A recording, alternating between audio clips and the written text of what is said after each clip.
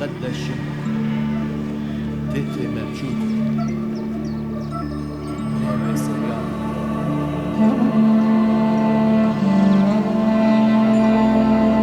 Buenas noches y bienvenido a una nueva entrega de Viaje en el Tiempo. Hoy estaremos con la dinastía de Herodes. Va a haber dos partes, una parte histórica pura y dura, y la segunda parte estaremos de todos los personajes o de toda la familia Herodes, estaremos con dos que sí tuvieron un vínculo con Jesús de Nazaret. Bien, pues esta dinastía surgió con el apoyo de los romanos en el año 37 antes de Cristo. Destruyeron o destronaron a los asmoneos, y esta dinastía perteneciente a los idumeos y a los judaicos, a partir de Herodes I el Grande, comenzó a reinar en Israel. Él servía también al pueblo romano y a los invasores, porque una de sus tareas, aparte de controlar a los judíos, era garantizarse el bienestar y la paz en Israel. Bueno, pues Herodes I el Grande muere en el 4 antes de Cristo, y los territorios se los repartieron tres de sus hijos. Herodes Arquelao cogió la zona, su territorio era Judea, Idumea y Samaria, en el centro de Israel. Él estuvo reinando hasta el año 6 después de Cristo, que fue exiliado a la Galia, a Francia. Herodes Filipo le dieron la zona noroeste de Israel. Estuvo reinando desde la muerte de su padre hasta su propia muerte, que fue en el año 34 después de Cristo. Herodes Antipas le dieron la zona de Galilea y Perea, que está también muy cerquita del Jordán, en el centro de Israel. Él estuvo gobernando un largo periodo de tiempo hasta el año 39, que el emperador romano Calígula lo desterró precisamente aquí, a España, llamada en su día Hispania. Bien. Con posterioridad llegó el nieto de Herodes I el Grande, Herodes Agripa I. Él asumió los territorios de Filipo después de su muerte, y posteriormente, tras el destierro de Antipas, también los territorios de Antipas. Herodes Agripa I murió en el año 44, y su hijo, Herodes Agripa II, asumió todo el control y todo el reinado de Israel hasta el año 92. En el año 92 muere, y a partir de ahí desaparece la dinastía de los Herodes. En el año 92, Roma toma la decisión de que iban a controlar directamente desde Roma el territorio de Israel, sin más descendientes de reinado. Bien, dicho esto, nos vamos, dentro de Herodes, nos vamos a dos personajes que tuvieron un vínculo especial con Jesús de Nazaret. Uno de ellos es Herodes I el Grande, y el otro Herodes Antipas. Bien, Herodes I el Grande, claro, si murió en el año 4 antes de Cristo, no concuerda, ¿no? Porque si tuvo un vínculo con Jesús y murió 4 años antes en nuestro calendario, la cosa no suena bien. Bueno, no pasa nada. Jesús no nació en el año 0.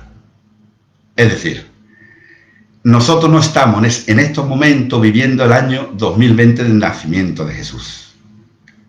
Os voy a explicar lo que pasó, y ahora vamos a descubrir en qué año nació Jesús. Bueno, pues antes de este calendario que tenemos actualmente, el antes y después de Cristo, existía el calendario en base al año de la fundación de Roma. Pues en el año 525, a un monje bizantino y matemático llamado Dionisio el Exiguo, le dieron la responsabilidad de hacer un calendario que señalara el antes y después de Cristo, pero cometió dos errores. Fijó la fecha de la fundación de Roma en el 753, cuando fue en el 748, es decir, 5 años antes. Y por otro lado, omitió el año 0. Es como si no contamos, por poner un ejemplo, con el año 2000.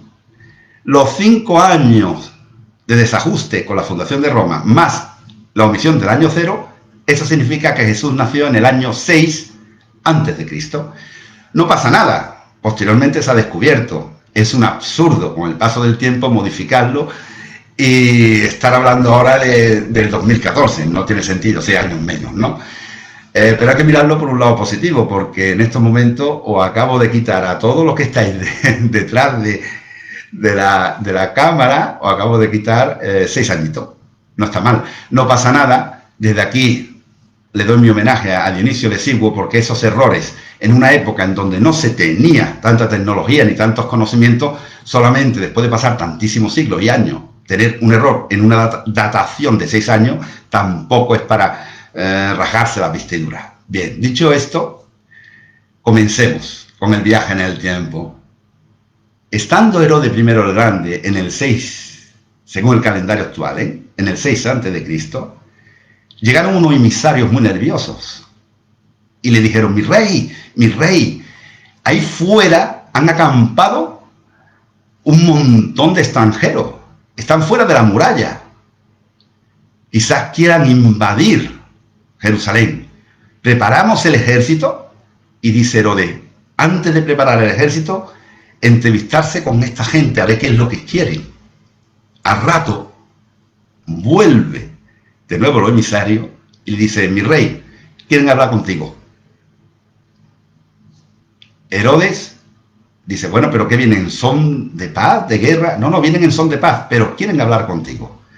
Cuando Herodes sale de las murallas, acompañado de su séquito, se encuentra con un número de personas que venían de fuera, y uno de ellos, el más mayor, con barba blanca, le dice: mi nombre es Melchor, y vengo con mis hermanos que se llaman Gaspar y Baltasar. Nosotros 3 hemos recibido un legado del rey Ciro II el Grande, de nuestro rey persa, que nos decía lo siguiente: cuando veáis una luz desplazarse de oriente a occidente, un gran rey nacerá en la tierra de Canaán, es decir, en Israel. Herodes se queda pensativo: ¿un gran rey? Así es. Y resulta que cuando hemos llegado a Jerusalén, no vemos la luz.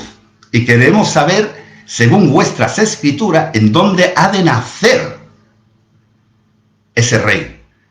Herodes estaba rodeado de muchos eruditos bíblicos. Examinaron la escritura y le dijeron: mi rey, el Mesías ha de nacer en Belén de Judá. Herodes, dirigiéndose a los 3 personajes que venían de Persia, le dijo: bueno, vamos a hacer una cosa, ha de nacer en Belén. Ir a Belén de Judá, y cuando adoréis a ese rey, futuro rey, decídmelo, que yo mismo acudiré para rendirle homenaje, y en prueba de mi paz y mi devoción hacia ese rey que ha de nacer, os entrego una diadema para que se lo regaléis. Herodes, se marchan los 3 magos persas con su séquito. Herodes entra en su despacho, llama a su gente de confianza y le dice: esto no me gusta nada. Si esta gente, estos extranjeros, han venido aquí buscando un futuro rey, significa que mi reinado corre peligro. Y no es eso tan solo, sino también mis sucesores. Vamos a hacer una cosa: cuando ellos vengan de vuelta y nos digan exactamente en donde ha nacido ese rey que ellos han mencionado, tenéis la orden de contratar a unos sicarios y matarlo. O él, o yo.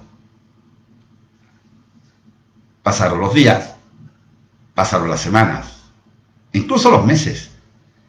Aquellos extranjeros nunca volvieron por Jerusalén.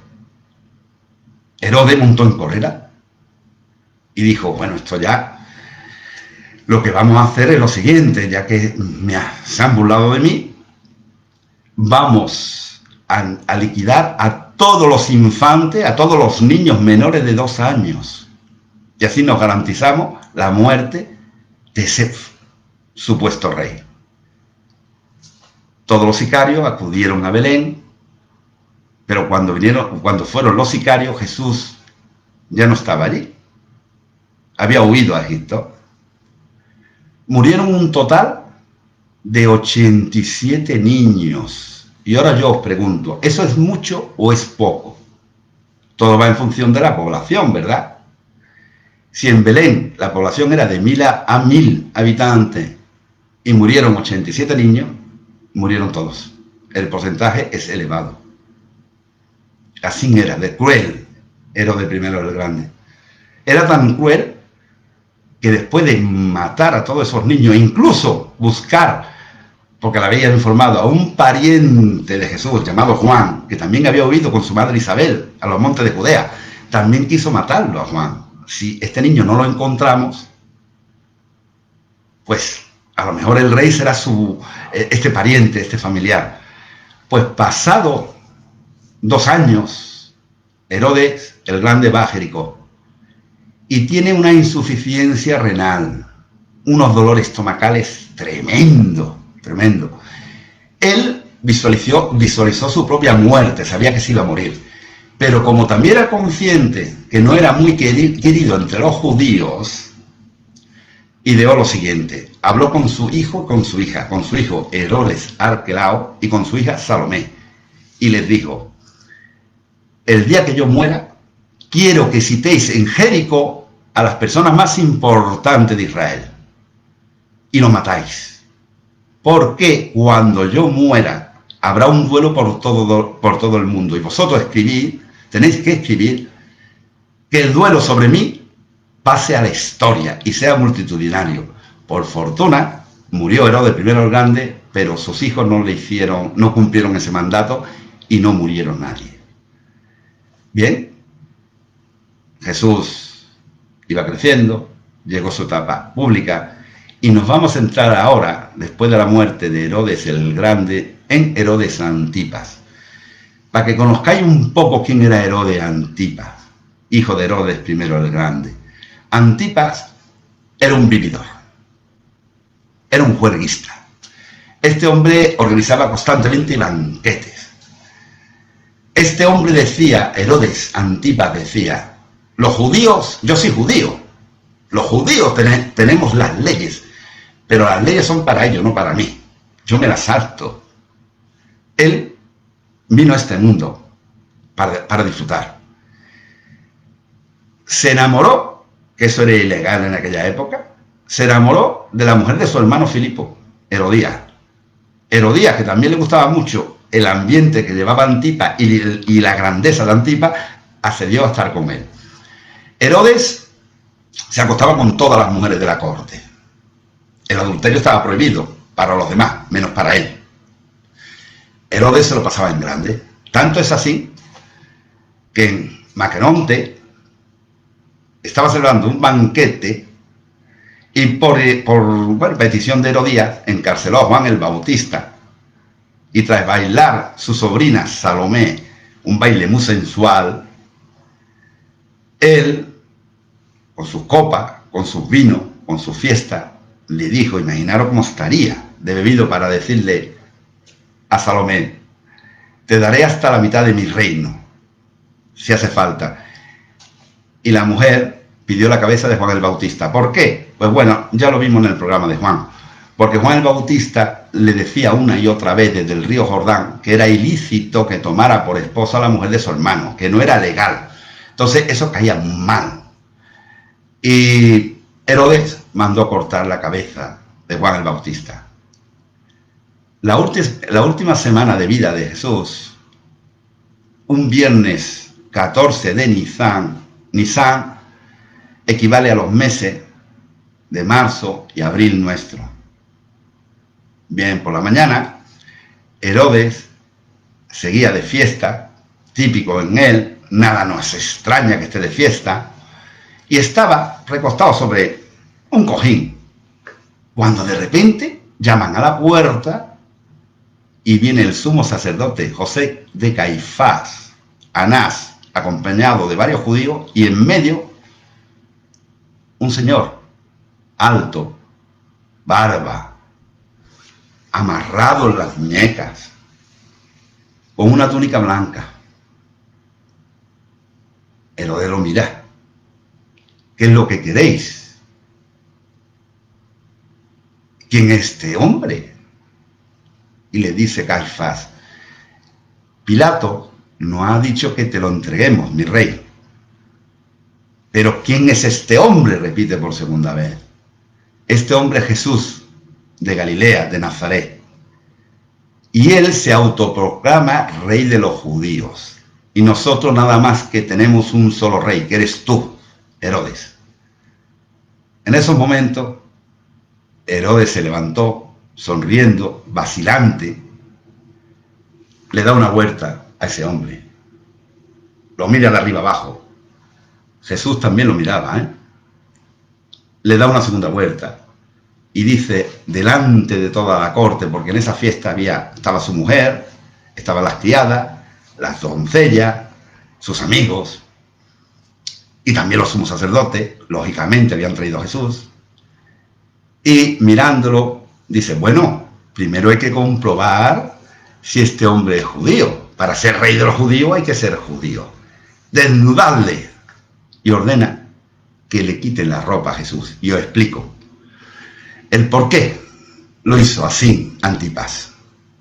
Porque los judíos varones, a los 8 días de su nacimiento, le practicaban la circuncisión, que no es otra cosa que cortarle en el prepucio del pene la piel.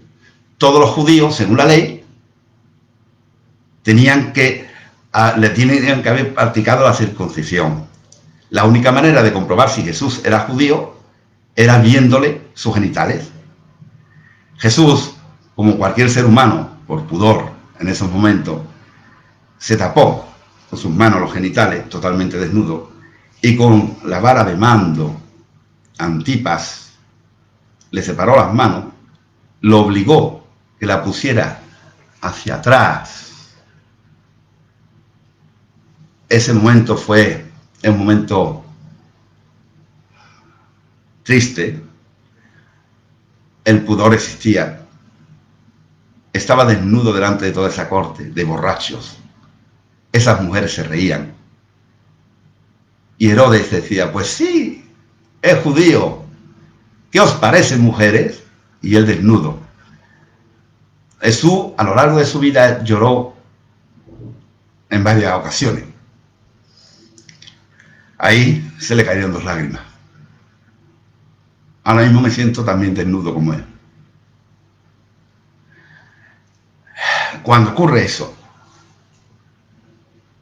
dice Antipas, vestidlo y llevárselo a Pilato. Juzgadlo vosotros. Se lo llevan. Él se vuelve a recostar en su cojín, coge de nuevo su copa de vino, sigue bebiendo y sigue pasándoselo bien. Ya no se supo más, pero Calígula, emperador romano, sabía que Herodes era un hombre que no estaba trabajando para el imperio, era un hombre que estaba utilizando el imperio para su beneficio, su poder, para su fiesta, para sus juergas, y decidió capturarlo y deportarlo y aislarlo, y terminó en el país en donde os estoy hablando. Terminó en España. A partir de ahí le perdimos la pista a Herodes Antipas. Bien,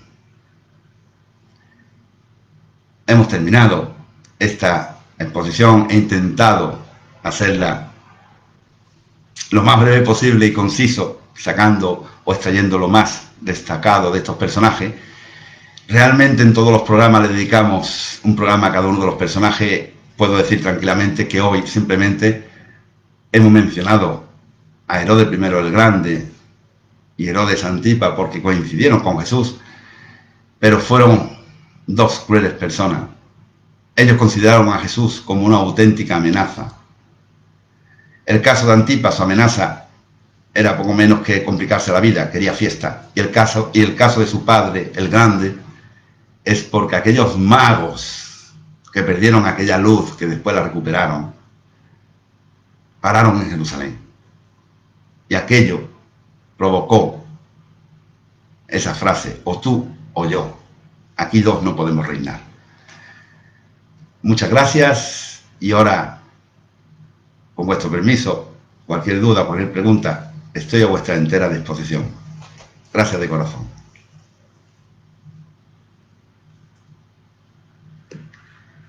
¿En qué lugar de Hispania estuvo Herodes Antipas? Bien, cuando una persona era... Los romanos tenían cronistas, lo que hoy en día conocemos como periodistas.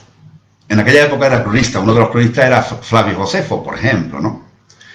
Cuando deportaban o exiliaban a alguien, los cronistas tenían prohibido, era un muerto vivo, digamos, para ellos, tenían prohibido continuar ni dar su paradero. Lo que hacían era, podía estar en cualquier sitio de España, pero en donde estuviera, estaría aislado, solo, hasta su muerte. Por eso desconocemos los datos en qué lugar de Hispania, de aquella Hispania, estuvo Herodes Antipas. Había esa prohibición de Roma. No se podía, una vez exiliado una persona, no se podía informar ni su paradero, ni lo que hacía, ni a lo que se dedicaba, ni cuándo murió. Es decir, es, como he dicho anteriormente, un muerto en vida.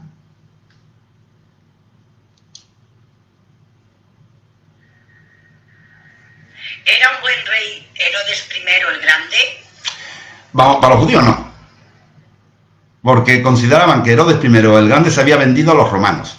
Lo consideraban como un infiel. Lo que pasa es que él a las masas lo apaciguaba porque, entre otras cosas, amplió el templo.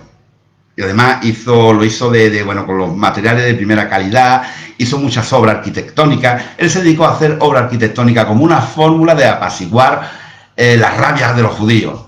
Tened en cuenta que la tierra prometida a Moisés era Israel y estaba usurpado por los romanos.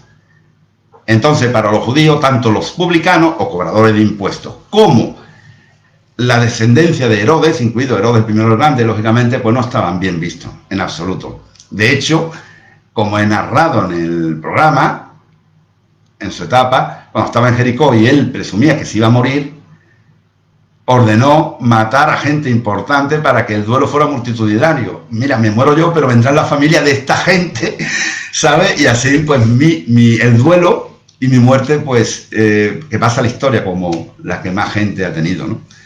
Porque él presumía que con el odio que le tenían los judíos, ante su muerte iban a acudir los allegados, muy poco.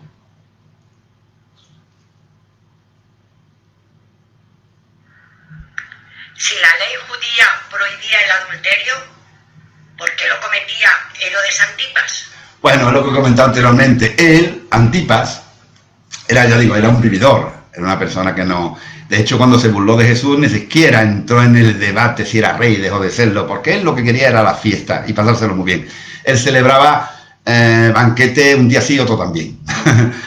Entonces, él decía, y de hecho hay manuscritos en donde lo han escrito, ¿no? Lo que él opinaba, que sí, que él era judío, pero que las leyes, las 726 leyes que tienen los judíos, que ya son leyes, son para los judíos, no para mí.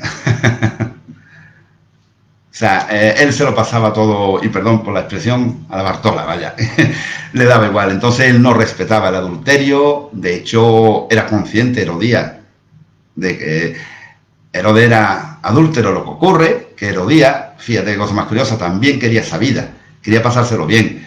El otro iba con aire de grandeza, se gastaba, por eso Calígula lo deportó a Hispania, porque tenía un presupuesto y se lo gastaba en fiestas. Él no quería saber nada de... Y el tema de los judíos, pues bueno, oye, vosotros sois los que tenéis que respetar la ley, yo soy el rey. La ley está hecha para vosotros, para mí no. Por eso no respetaba el adulterio.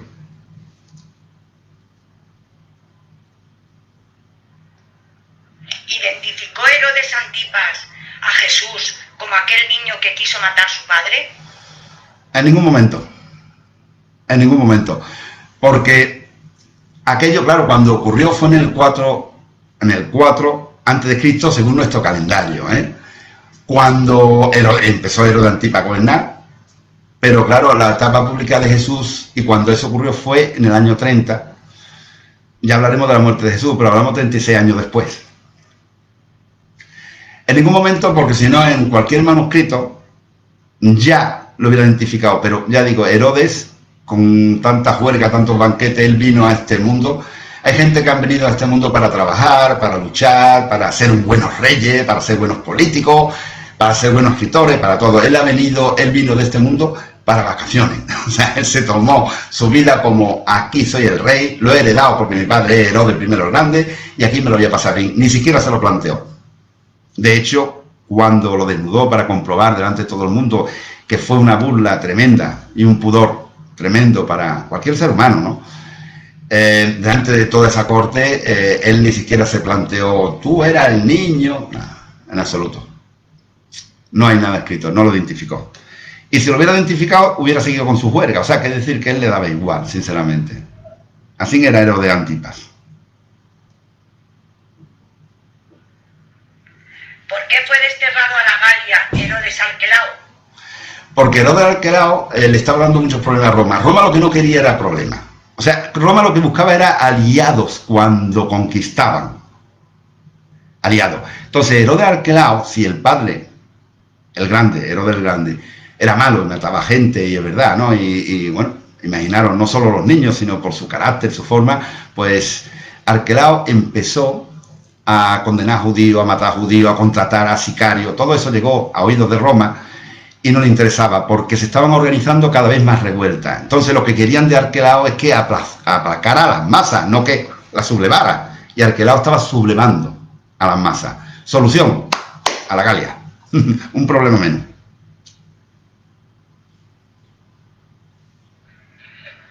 ¿Respetaban los judíos a Herodes como rey? No. Era un infiel para ellos. No, ¿por qué? Mira, los judíos pasaban lo siguiente. Ahí en aquella época había dos, o sea, tanto el rey como los publicanos eran los cobradores de impuestos, que también eran judíos, le consideraban como infieles. Es decir, ¿cómo vas tú a colaborar con los invasores? No tenía más remedio que respetarlo como rey porque utilizaba su poder. Si el respeto era por miedo, más que por respeto sincero. Si hubieran tenido la posibilidad los celotes de eliminar a alguno de los Herodes, lo hubieran hecho. Lo que pasa es que no podían porque estaban muy bien custodiados y además estaban protegidos por Roma.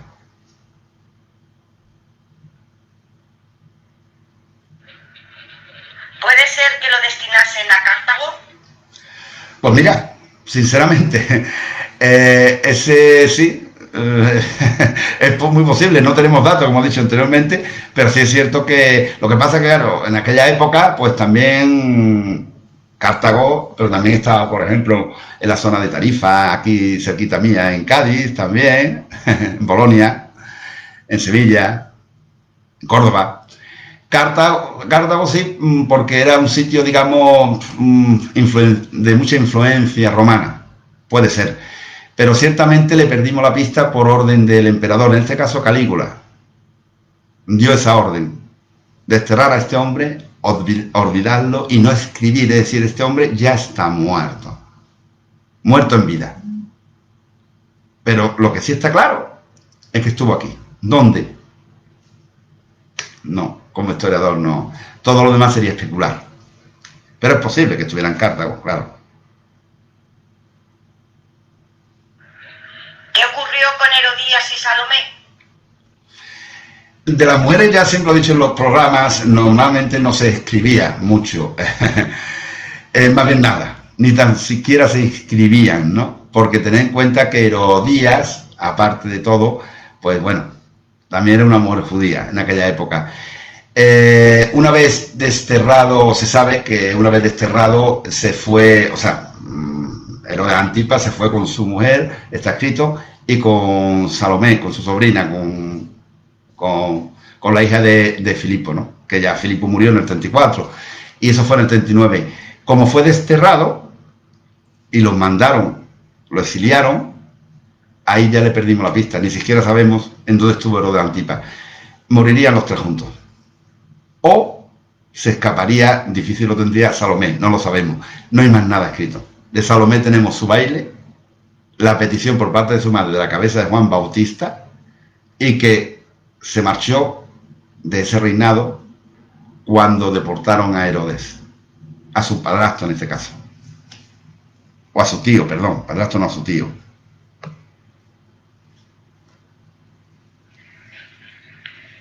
¿Por qué Jerusalén era la tierra prometida? Si en ella vivían los sirios. Jerusalén, o Israel en este caso, era la tierra prometida, pero desde el Antiguo Testamento, desde la época de Moisés. Moisés nunca llegó a entrar en la tierra prometida, entró Josué, su hermano, y Aarón. Pero él nunca llegó a entrar. Entonces, pues ellos tenían muy en cuenta la ley judía, se basaba en la ley de Moisés. Por eso era la tierra prometida. ¿Qué ocurre? Que a raíz de aquello, es que esa zona, sobre todo esa zona del Mediterráneo y demás, y hasta el día de hoy, siempre ha tenido muchos conflictos, muchas guerras y muchas batallas. Pero era la tierra prometida en base a lo que se anuncia en la ley en el Antiguo Testamento, en la ley de Moisés. Te entregaré la tierra prometida. Como era Israel, dentro de Israel, lógicamente estaba Jerusalén.